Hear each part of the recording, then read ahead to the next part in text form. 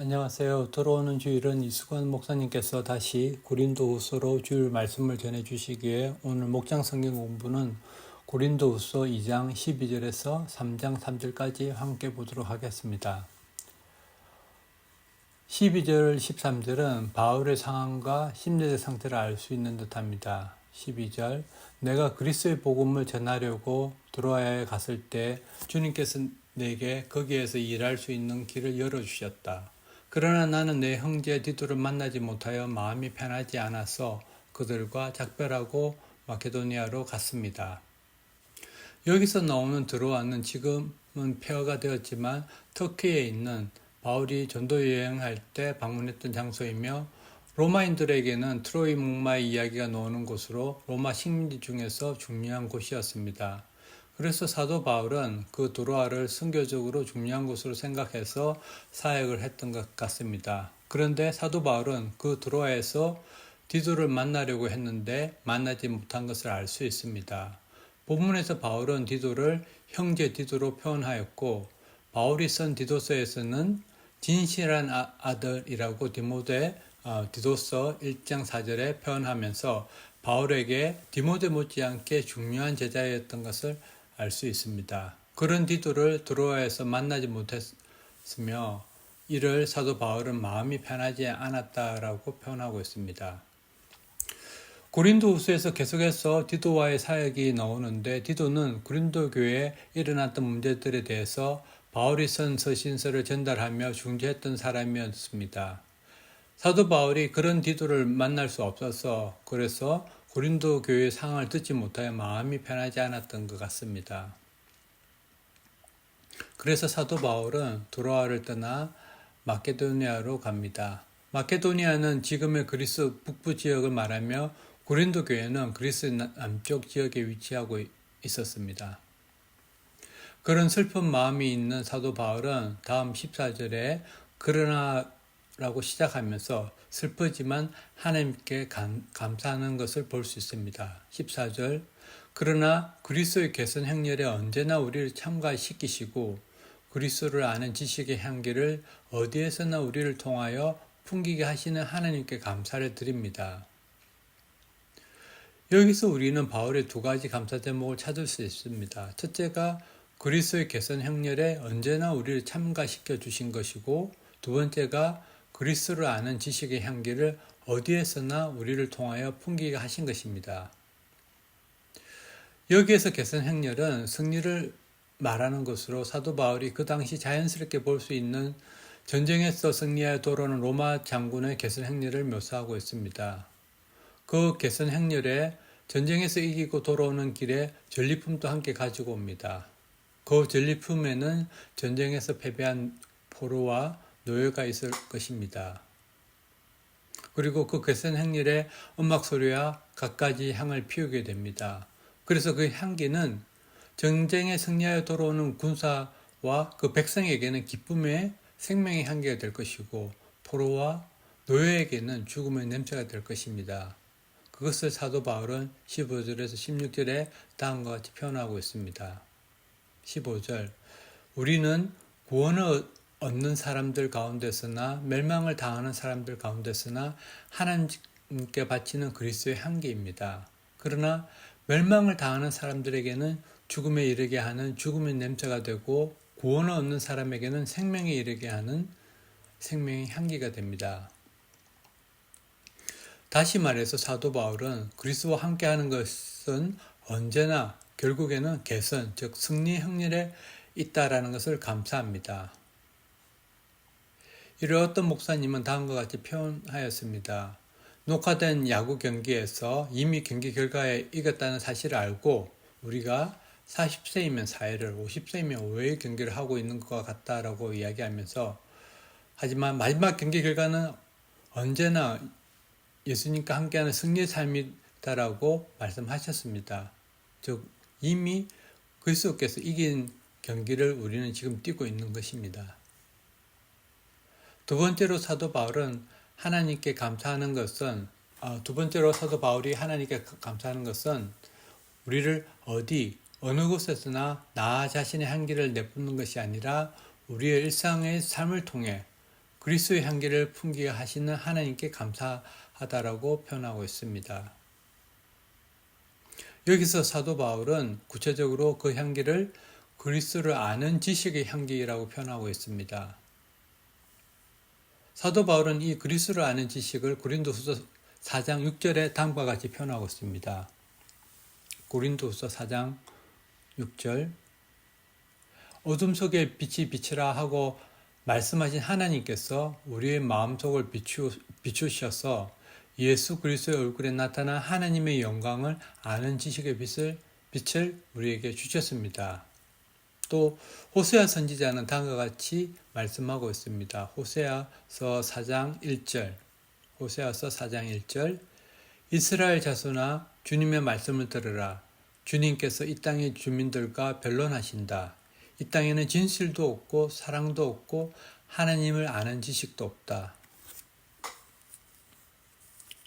그리고 사도 바울은 하나님을 아는 지식을 막는 것이 교만이라고 고린도후서 10장 5절에 계속해서 말씀하고 있습니다. 고린도후서 10장 5절 하나님을 아는 지식을 가로막는 모든 교만을 쳐부수고 모든 생각을 사로잡아서 그리스도께 복종시키십시오. 오늘 본문에서도 그렇게 교만한 사람을 하나님의 말씀을 팔아먹고 사는 장사꾼이라고 표현하고 있습니다. 17절 오늘 본문 17절 우리는 저 많은 사람들처럼 하나님의 말씀을 팔아서 먹고 살아가는 장사꾼이 아닙니다. 우리는 하나님께서 보내신 일꾼답게 진실한 마음으로 일하는 사람들입니다. 우리는 하나님이 보시는 앞에서 그리스도 안에서 말하는 것입니다. 여기서 하나님의 말씀 팔아먹고 살아가는 장사꾼은 원어에 가깝게 번역한 것으로 개역 개정에는 하나님의 말씀을 혼잡하게라고 표현되어 있습니다. 이 혼잡하다라는 것은 왜곡하다라는 것을 의미하고 근본적으로 포도주를 파는 상인이 포도주에 물을 섞어서 파는 것을 의미한다고 합니다.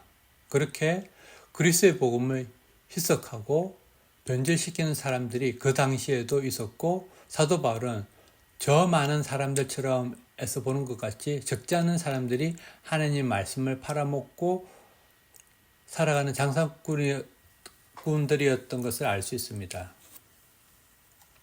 하지만 사도 바울 자신들은 장사꾼같이 속이는 마음이 아니라 진실한 마음, 개역 개정에서는 순전함이라고 표현되어 있는데 순전함으로 일하는 사람이라고 고백합니다. 그리고 사도 바울은 그 말씀을 하나님 앞에 하는 것처럼 그리스도 안에서 하는 것처럼 한다라고 고백합니다. 여기서 하나님 앞에서라는 라틴어가 바로 코람데오입니다. 코람데오는 영어로 before God이라는 것으로 바울 사상의 중요한 개념이며 모든 일을 할 때 하나님 앞에서 하는 것처럼 하나님의 권위 아래서 하나님의 영광만을 위해서 살아간다라는 정신을 내포하고 있습니다. 다음으로 바울은 그리스도 안에서 한다라고 말씀합니다. 즉 그리스도 안에서 in Christ 모든 일을 하며 예수 그리스도 죽음과 부활을 믿으며 또한 예수 그리스도와 함께 죽고 예수 그리스도와 함께 부활하여 생명을 이룬다라는 정신으로 한다는 것을 내포하고 있습니다. 그래서 다시 17절 다시 함께 읽겠습니다. 우리는 저 많은 사람들처럼 하나님의 말씀을 팔아서 먹고 살아가는 장사꾼이 아닙니다. 우리는 하나님께서 보내신 일꾼답게 진실한 마음으로 일을 하는 사람들입니다. 우리는 하나님이 보시는 앞에서 그리스도 안에서 말하는 것입니다. 다음은 고린도후서 3장 1절에서 3절을 함께 보도록 하겠습니다. 1절은 반응법으로 시작합니다. 즉 바울이 몰라서 질문한 것이 아니라 너무나 당연한 것을 강조하기 위해서 질문하는 형식으로 시작합니다. 1절 우리가 이렇게 말하는 것이 우리 자신을 치켜 올리는 말을 늘어놓는 것입니까? 아니면 어떤 사람들처럼 우리가 여러분에게 보일 추천장이나 여러분이 주는 추천장을 필요하는 사람들이겠습니까? 여기서 사도 바울은 우리가 이렇게 말하는 것이라고 표현했는데 이것은 앞에서 진실하게 하나님 말씀을 증거하는 것이 자기 자신을 쉽게 올리려고 하는 말이 아니라고 강조하고 있습니다. 그리고 또한 고린도 교회에게 추천장을 보이게 하려거나 고린도 교회에게 추천장이 필요하다는 말하는 것이 아니라는 것을 강조하고 있습니다. 여기서 사도 바울은 어떤 사람들처럼 이라는 말을 덧붙임으로써 어떤 사람들은 추천장을 들이민다거나 가져오는 것을 비판하고 있는 것 같습니다. 이는 고린도 교회를 직접 세웠던 사도 바울에게는 고린도 교회에 추천장이 필요 없음에도 불구하고 예루살렘 교회에서 추천서를 가지고 왔던 다른 사람들을 사도 바울과 비교하면서 고린도 교회 안에서 비판했던 세력들에게 사도 바울이 어떤 사람들처럼 이라면서 빗대어 말하는 것 같습니다. 그리고 계속해서 사도 바울은 2절에 다음과 같이 말씀하십니다.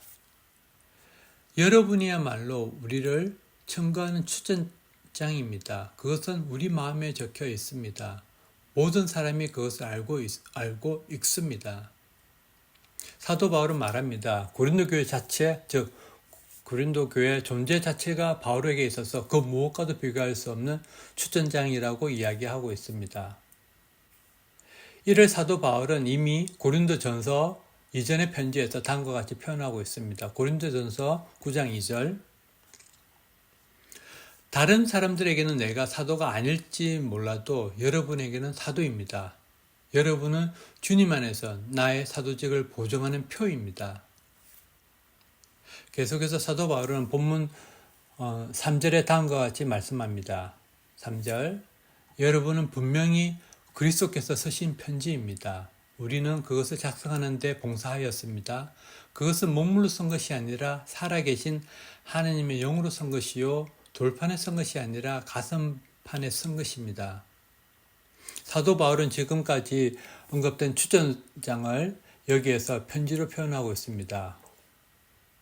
사도 바울 역시 이전에 사울이었을 때 믿는 그리스도인들을 핍박하기 위해서 대제사장들에게 찾아가서 편지를 써달라고 하였고 그 편지, 그 추천장을 가지고 유대당에서부터 멀리 다마스까지 찾아가서 믿는 사람들을 핍박하였던 사람이었습니다. 그렇게 그 당시 이와 같은 편지와 추천서는 널리 사용되었습니다. 그런데 오늘 본문에서 사도 바울은 고린도 교회가 편지라고 표현하고 있습니다.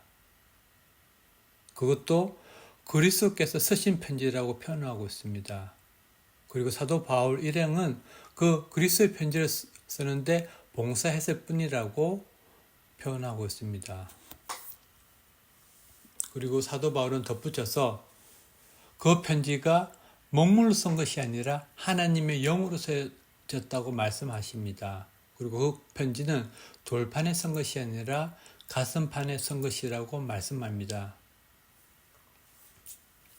이 마음에 새겨진 하나님 말씀은 구약에서부터 꾸준하게 말씀되어 있는 것입니다. 예를 들어서 예레미야 선지자가 이스라엘 백성들에게 전한 하나님 말씀을 보면 동일한 표현이 있습니다. 예레미야서 31장 33절, 예레미야 31장 33절. 그러나 그 시절이 지난 뒤에 내가 이스라엘 가문과 언약을 세울 것이니 나는 나의 율법을 그들의 가슴 속에 넣어주며 그들의 마음판에 새겨 기록하여 나는 그들의 하나님이 되고 그들은 나의 백성이 될 것이다. 나 주의 말이다. 에스겔 선지자도 동일한 말씀을 에스겔서 11장 19절에 하였습니다. 에스겔 11장 19절. 그때 내가 그들에게 일치된 마음을 주고 새로운 영을 그들 속에 넣어주겠다. 내가 그들의 몸에서 돌같이 굳은 마음을 없애고 살같이 부드러운 마음을 주겠다. 이렇게 오늘은 사도 바울이 고린도 교회를 향해서 눈물로 쓴 편지의 내용들을 살펴보았습니다. 우리의 삶을 통해서 그리스도의 향기, 그리스도를 아는 지식의 향기를 내는 삶을 살아가고 또한 우리의 삶 자체가 그리스도의 편지여야 함을 오늘 본문 말씀에서 배웠습니다. 오늘 목장 성경 공부는 여기까지입니다. 하늘 복 많이 받으세요.